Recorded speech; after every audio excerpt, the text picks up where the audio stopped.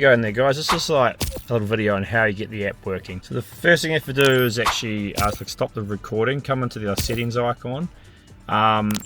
That's the app QR code, so you can take a picture of that on your phone. It's actually called RoadCam.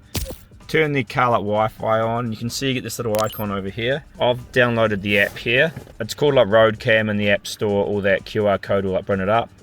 Scroll down from the top and join that Alexa Wi-Fi there. It's called Robert Live Vision. Or like come up over here the name. The passcode is like 1234.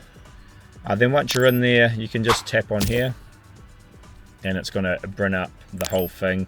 Now once this app's actually running, you can't tap into the actual settings in here, but this is just how the app works. I'll just come down and show you. So the app is fairly straightforward. I can see the camera, I can flick around to the other camera, video, so this is going to stop recording, it's going to load my files.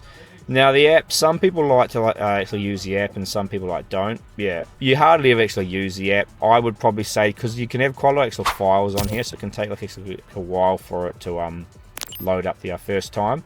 You can also just pull the SD card out, but it's just showing it does have the app capabilities in here if you do want to use that. And so you can see it's got parking monitoring, emergency video, and loop video. Oh, there we go. You can see them all coming up now, just as I left. And the same thing if you went into other photos here, you can see all the pictures coming up.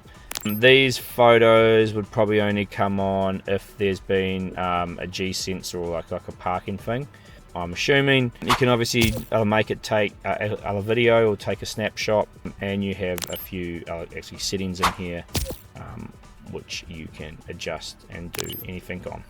So that's basically how you set the app up for our screen up here.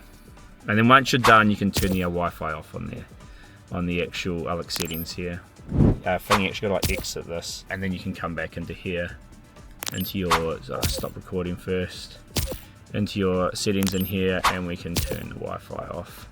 And you can see those symbols have gone away now.